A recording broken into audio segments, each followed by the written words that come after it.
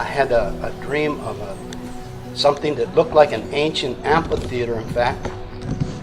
And I was seated in the middle on the ground in a chair. And there was like a stage in front of me, 180 degrees.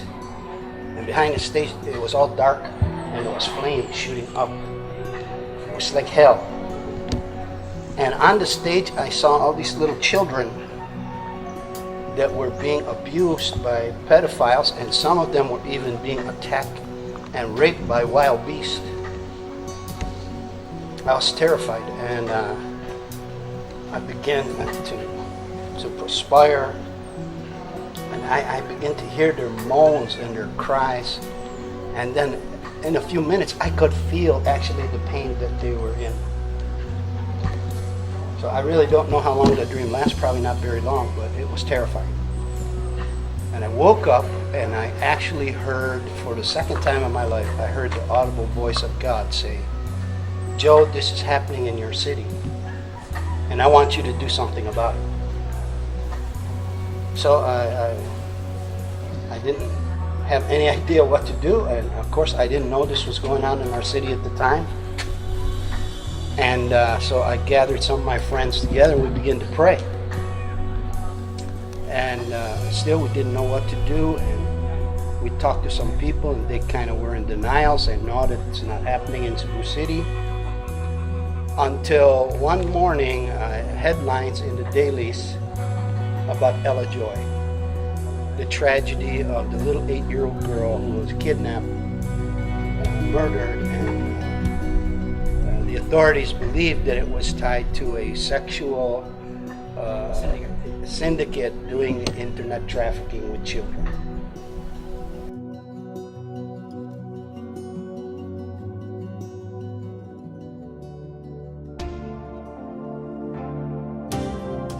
You know, as I reflect back on many exciting moments in our development of Rancho de Cristo, I remember the day with great fondness when we broke ground. I also remember the day when we tapped into our natural spring water system and used it to supply water for the rancho. We put up a big water tank and a water system. We were without electricity, and the nearest electricity was 2 or 3 miles away. And we began to fast and pray. And one day I went out to the ranch and found that they had brought the electricity right to the edge of our property and stopped. To God be the glory.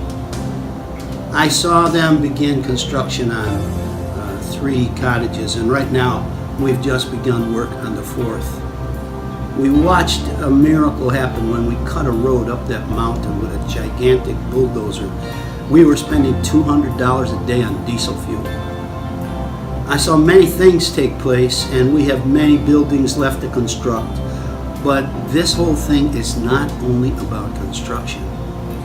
You see, we're doing all this so the children that are rescued from sexual abuse on the internet, and then those that are being abused in the communities, will have somewhere to go where they can find Jesus.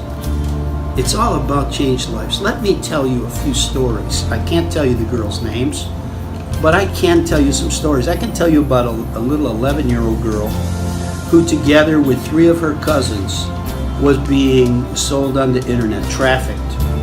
Her aunt would pick them up from school and bring them home from school and sell them on the internet. When we rescued her, we soon found out that she had a physical deformity. It was called Pott's disease, something I'd never heard of. It's actually TB of the bones. And she had a spinal curvature and disintegration of bones in her spine. We took her to the doctor. The doctor said if she doesn't get surgery soon, she will never walk again.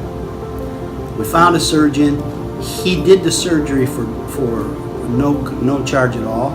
And then we found someone who would buy the stainless steel rods and screws and everything that was needed to complete the surgery. To God be the glory. Today, this little girl is walking around our ranch straight, with no pain, giving glory to Jesus. She has found Jesus as her Savior, and she's on the road to recovery.